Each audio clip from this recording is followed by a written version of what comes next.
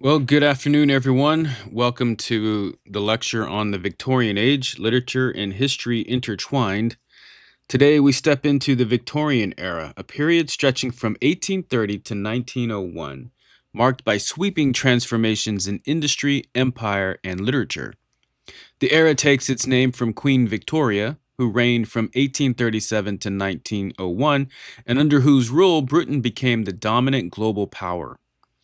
But what do we mean when we call something Victorian? Does it merely describe a historical period, or does it evoke a specific set of values, anxieties, and contradictions? To understand the literature of this period, we must first consider the world behind it. This was an age of paradox, of faith and doubt, of expansion and displacement, of progress and nostalgia.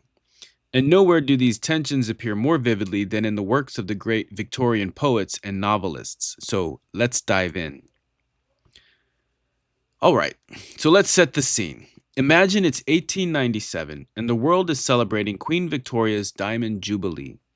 Mark Twain, always the sharp observer, takes stock of Britain's rapid transformation and says, quote, British history is 2,000 years old, and yet, in a good many ways, the world has moved farther ahead since the Queen was born than it moved in all the rest of the 2,000 put together. End quote. Now that's a bold statement, isn't it? But think about it. He wasn't wrong. The Victorian age was an era of breathtaking acceleration. When Victoria took the throne in 1837, Britain was still largely agrarian, built on land ownership and small-scale manufacturing. By the time she died in 1901, Britain had become the world's first industrial superpower, its empire spanning a quarter of the globe, its cities bursting at the seams. This wasn't just about technological advancement, it was a complete restructuring of society. The way people worked, the way they lived, the way they even thought about themselves and their place in the world, all of it changed. And as we'll see, not everyone handled that change too well. Let's talk about London for a second. At the start of Victoria's reign, it had about 2 million people, a big city, but manageable. By 1901, 6.5 million. That's staggering growth. London had become the largest and most influential city on earth, the center of finance, politics, and culture. But, and this is a big but, that kind of expansion comes with serious consequences. Picture it, grand buildings, bustling train stations, factories churning out goods at an unprecedented rate, but also cramped, disease-ridden slums where workers lived packed together in conditions so bad that cholera, tuberculosis, and typhus became regular visitors. The River Thames itself was so polluted by human waste and factory runoff that in 1858, the stench was so unbearable, Parliament had to shut down. They called it the Great Stink. That's Victorian progress for you. Technological marvels on one hand, social disasters on the other. Now, this rapid industrial growth didn't just change cities, it changed people. Victorian historian Walter Besant summed it up best when he wrote in 1897, quote, so completely transformed were the mind and habits of the ordinary Englishman by 1897 that he would not, could he see him, recognize his own grandfather. That's not just hyperbole. Let's break that down. If you were born in the early 19th century, odds are your family worked the land, maybe as tenant farmers. Your identity was rooted in place, tradition, and slow-moving generational change. By the late Victorian era, that entire way of life had been erased. People left their villages for factory jobs where the clock, not the seasons, dictated their lives. Time itself had become something to be measured, bought, and sold. And think about how destabilizing that is. Imagine if everyone you had ever known about had known about how life was supposed to work suddenly no longer applied. It's no wonder Victorian literature is so filled with themes of alienation, nostalgia, and existential crisis. The poet Matthew Arnold captures this in Dover Beach when he describes the fading of religious certainty in the face of modernity. Quote, the sea of faith was once too, at the full, around earth's shore, lay like the folds of a bright girdle, furled. But now I only hear its melancholy, long, withdrawing roar. That's a man standing on the edge of a world he no longer recognizes. But let's be clear, Victorians weren't just suffering through progress. Many of them were thriving because of it. Britain became the economic powerhouse of the world. Factories, railways, steel production, coal mining, these industries made Britain rich beyond measure. By the late 19th century, Britain was exporting manufactured goods to every corner of the globe. Cotton from Manchester, steel from Sheffield, ships from Glasgow. This was the golden age of British industry. But what was the cost? For every factory owner building a mansion in the countryside, there were thousands of men, women, and children laboring in factories 16 hours a day, 6 days a week, just to afford rent on a damp, disease ridden room in an urban slum.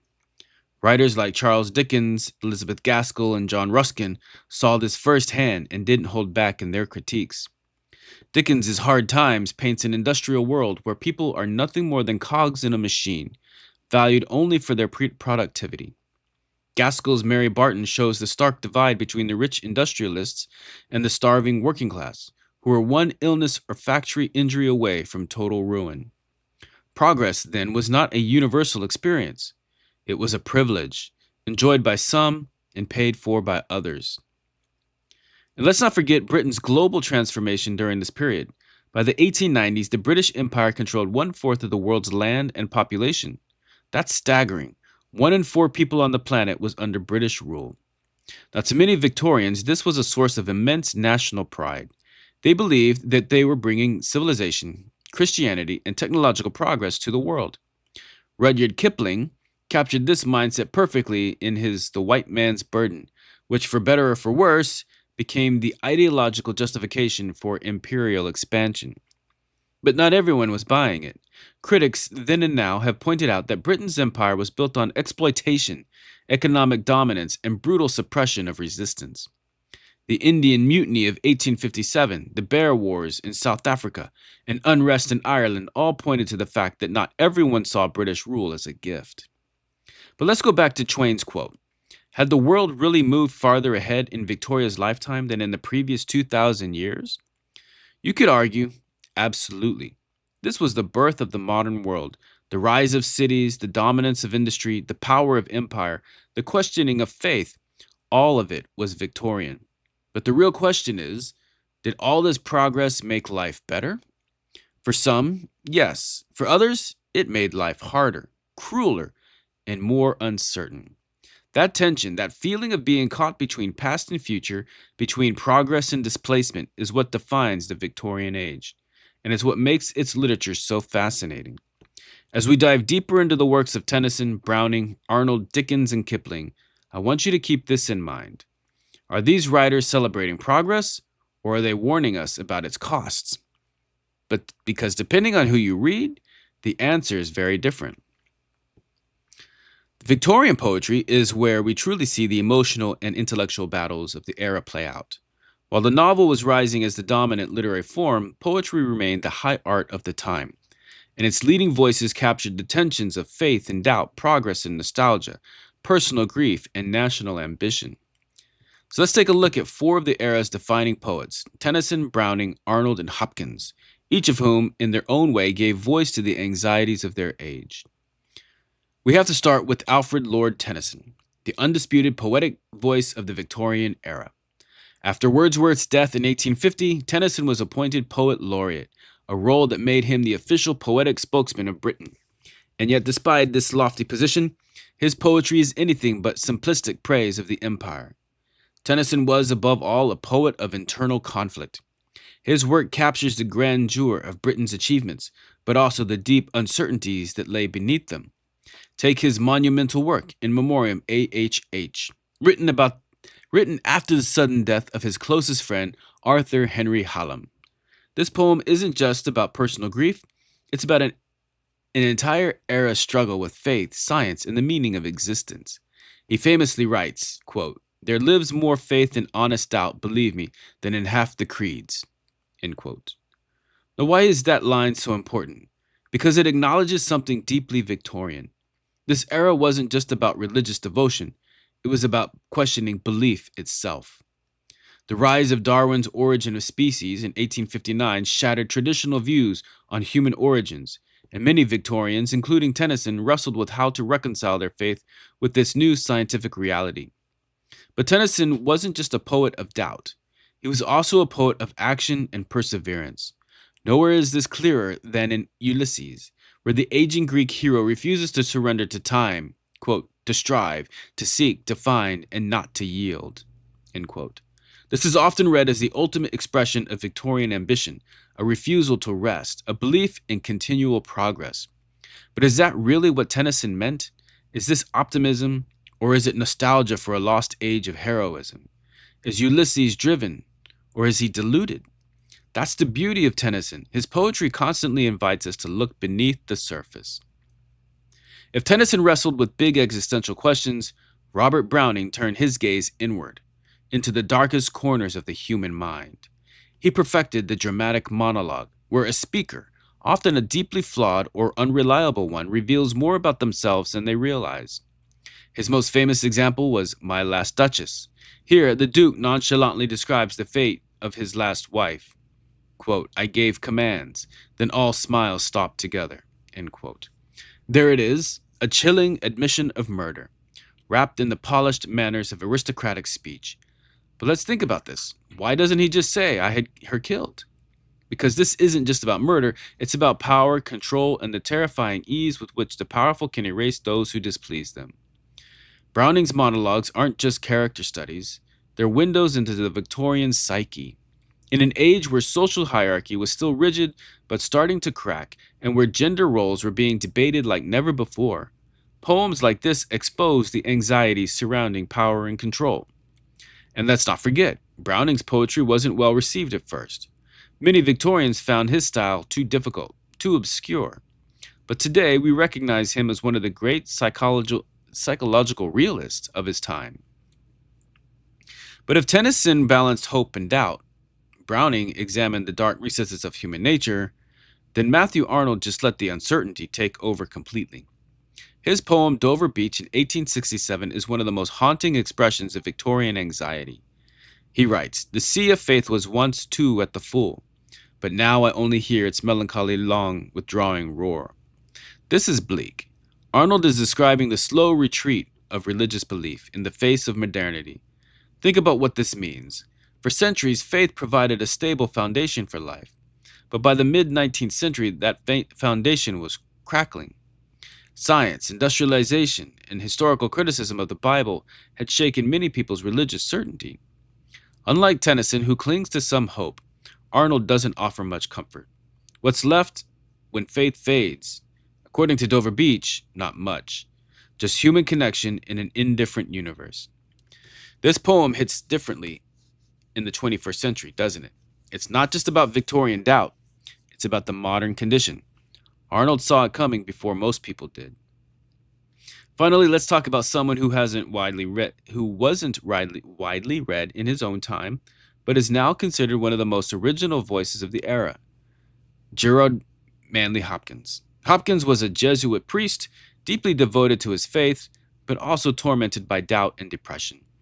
His poetry reflects this tension. His work is full of exultation and despair, beauty and unease.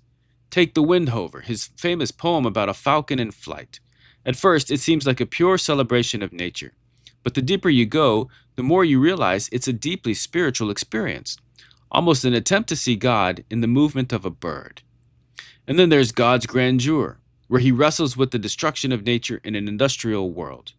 Quote, and all is seared with trade, bleared, smeared with toil, and wears man's smudge and shares man's smell. The soil is bare now, nor can foot feel being shod. End quote. That's a poet grappling with modernity, lamenting the way industry has stripped the world of its natural beauty and divine presence. And let's not forget, Hopkins' style was radical. He developed sprung rhythm, a way of writing poetry that broke free from traditional Victorian verse patterns. He played with sound, stress, and internal rhyme, making his work almost musical in its intensity. Because of this, Hopkins wasn't really appreciated in his own time. His poems were published only after his death. But today, we recognize him as one of the most innovative and profound poets of the Victorian age. So, what do we take from all this? Victorian poetry isn't just beautiful language, it's a record of a society in turmoil. These poets wrestled with fate, faith, and doubt, progress versus nostalgia, power and morality, and spiritual struggle in a changing world. Each of them, in their own way, gives us a different window into the Victorian soul. And that's what makes this era's poetry so endlessly fascinating. But if Victorian poetry wrestled with the intellectual and emotional anxieties of the age, Victorian novels held up a mirror to society itself. Novelists weren't just telling stories, though.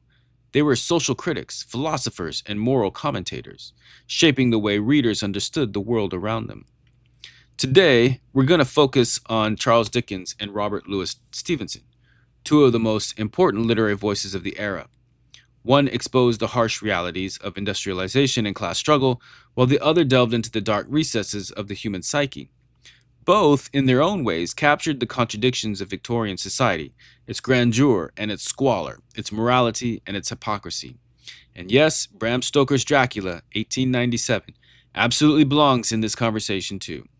It's a Victorian novel through and through, and like Jekyll and Hyde, it explores the era's deepest fears about science, morality, and the unknown. But we'll get into that a little bit later. No novelist defined the spirit of Victorian England quite like Charles Dickens. If you had to sum up his literary project in one sentence, it might be this: he exposed the human cost of progress. Dickens didn't just tell stories, he forced Victorian readers to confront the injustices of their own society. He made sure they saw the orphans in the workhouses, the starving children on the streets, the factory workers reduced to soulless machines. He was, in many ways, the conscience of the Victorian era. Take Hard Times, 1854. This novel is an uncompromising attack on the dehumanizing effects of industrialization. Set in the grim factory town of Coketown, it's a world of soot, smoke, and endless labor, where workers are seen as cogs in the industrial machine rather than as people. Dickens introduces us to Thomas Gradgrind, a man who believes education should be based only on facts. No imagination, no creativity, no sentimentality.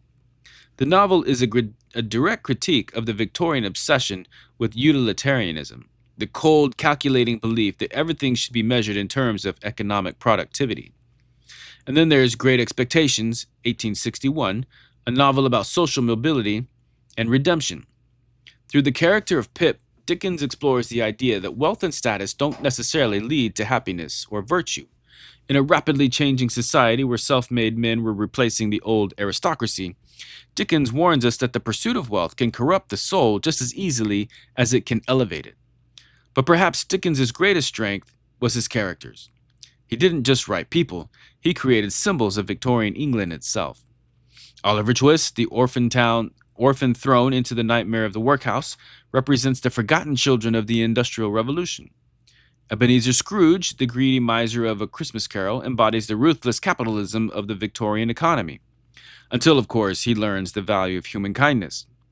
Miss Havisham, the jilted bride in Great Expectations, is a living ghost, frozen in time, reflecting the Victorian obsession with lost glory and irreversible mistakes. What makes Dickens so powerful is that he never just condemns, he pleads for redemption. His novels show us a broken world, but one where transformation is still possible. And that's why his work still resonates today.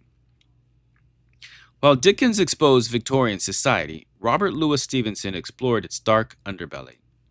His most famous novel, The Strange Case of Dr. Jekyll and Mr. Hyde, 1886, is one of the greatest psychological thrillers ever written, and it speaks directly to the moral contradictions of the Victorian age. So, what's it all about? On the surface, it's a horror story. Dr. Henry Jekyll, a respected scientist, develops a potion that transforms him into Edward Hyde, a monstrous alter ego who indulges in unspeakable crimes. But if we read deeper, it's clear that Jekyll and Hyde is actually a metaphor for Victorian society itself. Victorian England was obsessed with respectability, self-discipline, and morality. But beneath the surface, there was repression, secrecy, and vice. Jekyll is the perfect Victorian gentleman, successful, disciplined, and admired. But inside, he harbors dark urges he cannot express. Instead of confronting them, he splits himself into two. Jekyll remains the outwardly respectable doctor, while Hyde becomes the embodiment of all the desires and instincts Victorian society forbids. This is why Jekyll and Hyde hit a nerve in the late 19th century. It exposed the hypocrisy of Victorian morality, the idea that beneath every polished gentleman there might be a Hyde lurking in the shadows. But Stevenson wasn't alone in this Gothic revival. Bram Stoker's Dracula, 1897, is often thought of as just a horror novel, but it's actually a deeply Victorian story, one that reflects the era's fears and anxieties about everything from science to sexuality to foreign invasion. Victorian England was experiencing huge scientific breakthroughs: electricity, evolution, germ theory, and yet in Dracula, modern science fails against an ancient evil. The characters must combine science, Van Helsing's medical knowledge, with folklore, garlic, crosses, wooden stakes, to defeat Dracula. This reflects the Victorian struggle to reconcile reason and faith. Victorian society preached self restraint, but Dracula is dripping with forbidden sexuality. The vampire's bite is often described in seductive, intimate terms, a terrifying but thrilling loss of control. This taps into the deeply repressed desires of the Victorian age. Count Dracula is not British. He's from Transylvania, a distant and mysterious land.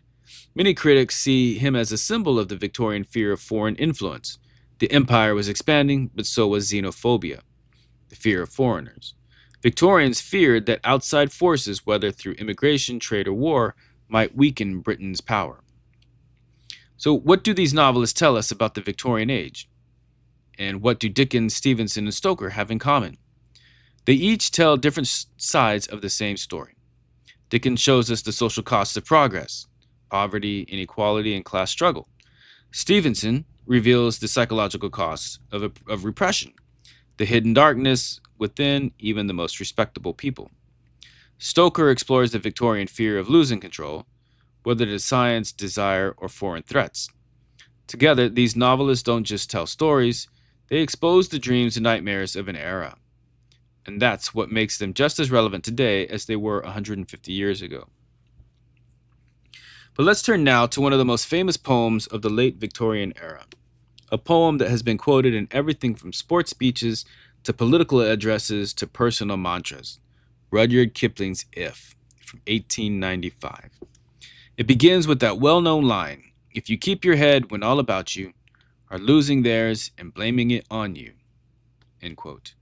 On the surface, this poem is a masterclass in resilience, self-discipline, and endurance. Kipling lays out a series of hypothetical challenges: loss, betrayal, failure, exhaustion, and suggests that the measure of a person's greatness lies in their ability to endure without complaint, persist without bitterness, and maintain dignity in the face of hardship. But here's the question: is If simply a celebration of inner strength, or is it an imperialist anthem, reinforcing a rigid, hierarchical worldview? To understand If, we have to understand Rudyard Kipling himself. Kipling was one of the most influential literary defenders of the British Empire. He was born in British India, raised between two worlds, and became a writer who deeply believed in the ideals of empire, not just as a military or political force, but as a moral duty. He saw Britain's rule over its colonies as a mission to civilize and uplift. In his most famous poem, The White Man's Burden, in 1899, he encourages Britain and America to bear the responsibility of empire, portraying colonized peoples as childlike, incapable of governing themselves, and in need of British guidance. Today, this attitude is rightly criticized as paternalistic and racist, but at the time, many Victorians saw empire as a noble endeavor. So where does If fit into this imperialist mindset? On one hand, If can be read as a universal guide to resilience. Its lines encourage virtues that anyone, regardless of class, race, or nationality, might aspire to. For instance, self-control in chaos, courage in the face of adversity, humility after success, and perseverance despite failure. But if we dig deeper, we can see that the qualities of Kipling praises align closely with the expectations placed on British colonial administrators and soldiers. This ideal imperial officer, whether governing in India, fighting in Africa, or commanding a navy, was expected to be stoic in hardship, unwavering in duty, resistant to emotion, and loyal to the empire overall. In this sense, If can be read not just as a poem about personal character, but as a blueprint for the ideal British imperialist, someone who suffers in silence, never complains, and carries out their duty no matter the cost. So, does if promote a healthy resilience or an unquestioning acceptance of imperialism? That depends on how we read it. If we focus on its lessons of personal endurance, it's an inspiring call to perseverance. If we place it in its historical context, it reflects an era where Britain expected its citizens, especially those serving the empire, to accept their place, follow orders, and sacrifice for the greater good. And that's what makes Kipling so fascinating and so controversial. His work embodies the full contradictions of the Victorian era, a belief in progress and civilization, but also a blindness to the oppression that came with empire. So, where does all of this leave us? The Victorian age was an era of contradictions: faith and doubt, social reform, inequality, empire, and anxiety. In Victorian literature, it reflects those contradictions in vivid, unforgettable ways. Tennyson's poetry captured both the hope of progress and the terror of losing traditional faith. Dickens's novels revealed the human cost of industrialization and class division. Stevenson's Gothic fiction explored the psychological tension between public morality and private desires. Kipling's work showcased both the pride and the ethical dilemmas of empire. In many ways, the Victorians were living in a world eerily similar to our own, a world of rapid technological change, expanding global influence, social reform movements, and rising anxieties about identity and morality. So, as we read these works, we have to ask ourselves, are we too living in an age of transition? What lessons can we take from these Victorian voices? How do they continue to shape our understanding of the modern world? Because here's the truth: Victorian literature isn't just about the past, it's about us. And that's why it still matters. Thank you, and I look forward to hearing your Socratic seminar discussions.